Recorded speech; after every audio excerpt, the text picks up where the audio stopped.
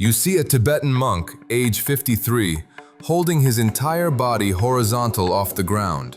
No equipment, no gym, just two hands pressed against stone and his body suspended in the air like a plank made of iron.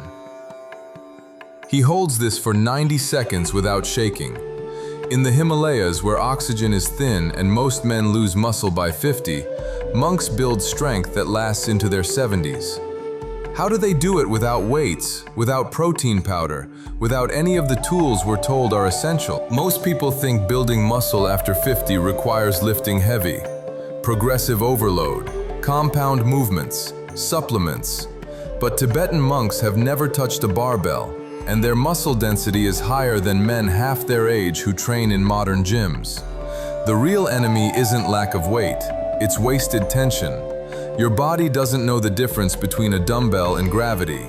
It only responds to one thing: time under tension combined with breath control. Monks discovered that when you remove external load, you're forced to create internal resistance. That's where the magic happens. And that resistance rebuilds muscle fiber in a way that protects joints, not destroys them. In the next 14 minutes, you'll see the exact mechanism monks use to build muscle with nothing but their body and controlled breathing. You'll get 3 specific exercises they do every morning that target muscle groups most men neglect. And you'll learn the one mistake that makes bodyweight training useless, the trap that keeps people weak even when they think they're progressing.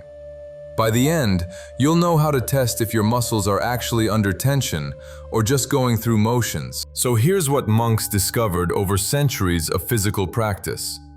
At Rongbuk Monastery, 16,000 feet above sea level, a monk in his late 50s begins his morning routine before sunrise.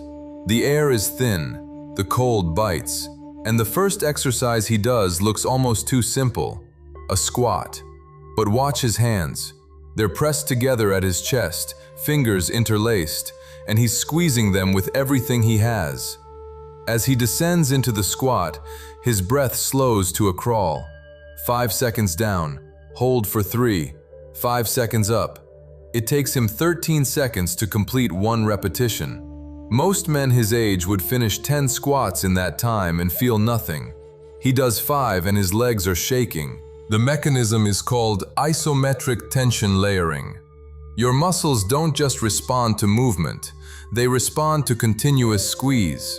When you press your hands together as hard as possible while squatting, your entire core activates to stabilize that force. Your legs now have to work against both gravity and the internal torque you're creating through your upper body. The result? Every muscle fiber fires at once, instead of taking turns like they do in normal movement. Modern gyms ignore this. We're taught to move weight from point A to point B. Monks don't move weight, they compress their own structure. Think of it like this: a bridge under constant pressure gets stronger. A bridge that only moves occasionally stays weak. Your body is the bridge. Here's your first test. Stand up. Press your palms together in front of your chest as hard as you can. Now try to pull them apart while keeping them pressed. You'll feel your shoulders, chest, and even your abs activate. That's isometric tension. Most people never create this in their workouts because they're too focused on reps. Now here's the Tier 1 protocol, the compression squat. Stand with feet shoulder width apart. Press your hands together at chest height and squeeze until your knuckles turn white.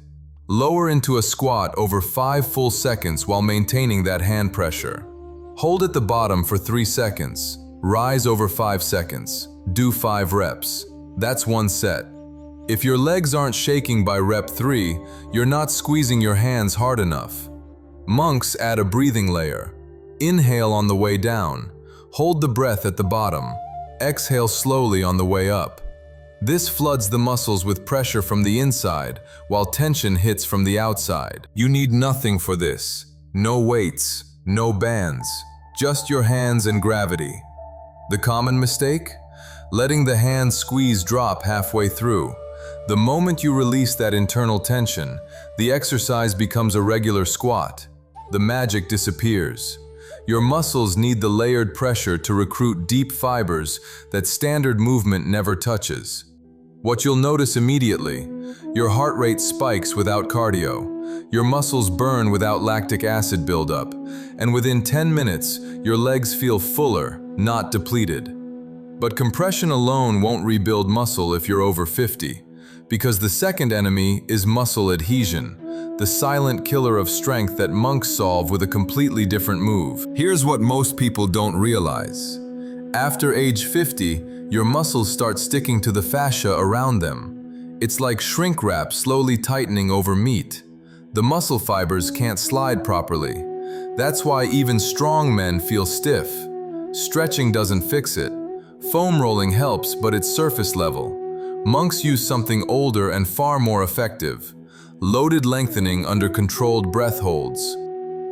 At Drepung Monastery, monks in their 60s perform an exercise every afternoon that looks deceptively simple. They lie on their backs on a stone floor, legs extended, arms stretched overhead. Then they lift both legs 6 inches off the ground and hold them there. Not for 10 seconds, for 2 full minutes, while breathing through their nose the entire time.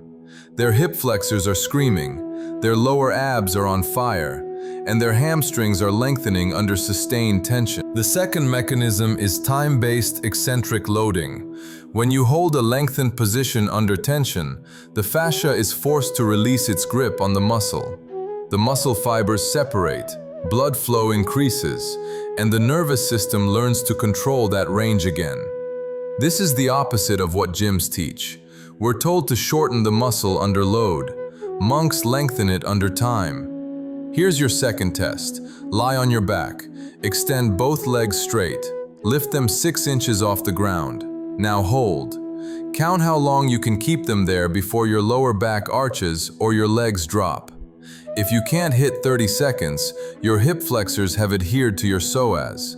That's limiting your squat depth, your sprint speed, and your ability to build leg muscle. Now the Tier 2 protocol, the breath hold leg suspension. Lie flat, extend legs and lift them 6 inches up. Inhale fully through your nose. Hold your breath. Keep your legs suspended while you hold. When you must exhale, lower the legs. Breathe normally for 10 seconds, then repeat. Do this for 3 rounds. Each round should last longer than the last. Monks work up to 2-minute holds, but start with 20 seconds. This combines the muscle lengthening with internal pressure from held breath. The diaphragm pushes down, the abs push out, the hip flexors are locked in tension. The fascia has no choice but to release. Monks also add a hand variation. While holding the leg suspension, they press their palms into the floor beside their hips as hard as possible. This creates a full body chain of tension from fingertips to toes. Now you're not just training legs, you're forcing every muscle to communicate. The common mistake here is letting the lower back arch. The moment your spine curves off the floor, tension shifts to your spinal erectors and away from your abs and hip flexors. Keep your lower back flat by pulling your belly button toward your spine. What you'll feel within 24 hours: your hips open up, your squat depth improves, and your lower abs show definition because the fascia thinned out and the muscle underneath can finally emerge. But here's the trap most men fall into. They assume bodyweight training is just about harder variations, more reps, tougher angles, and that's where the modern fitness industry has it completely backwards. Here's what they sell you: calisthenics programs, 100-rep challenges, fancy progressions like one-arm push-ups and pistol squats, and it all looks impressive. But here's the trick: those movements build skill, not muscle. After 50, your nervous system adapts faster than your muscles grow, so you get better at the movement without adding any size or strength to the tissue itself. You're training coordination, not construction. Monks avoid this entirely. They don't progress by adding reps or complexity. They progress by adding time under tension and breath restriction. A 50-year-old monk doesn't do more push-ups than a 30-year-old monk. He does the same push-ups slower, with his breath held longer, creating deeper internal pressure. Here's how to detect if you've been trapped. If you can do 50 push-ups, but your chest doesn't look any different than 6 months ago, you're training endurance, not muscle. Muscle grows under sustained mechanical tension combined with metabolic stress. Reps alone don't create that. The monk's rule is simple. If you can do more than 8 reps of something, you're moving too fast. Slow it down until 8 reps takes 2 minutes. That's the zone. Now here's the complete protocol. The full system monks use every morning to maintain muscle into their 70s. Step 1. Compression squats. 5 reps with hands pressed together at maximum squeeze, 13 seconds per rep, 1 set. This activates the entire posterior chain and teaches your body to create internal resistance. Step 2. Breath hold leg suspension. 3 rounds of 20 to 40 seconds with legs lifted 6 inches off the ground while holding your breath.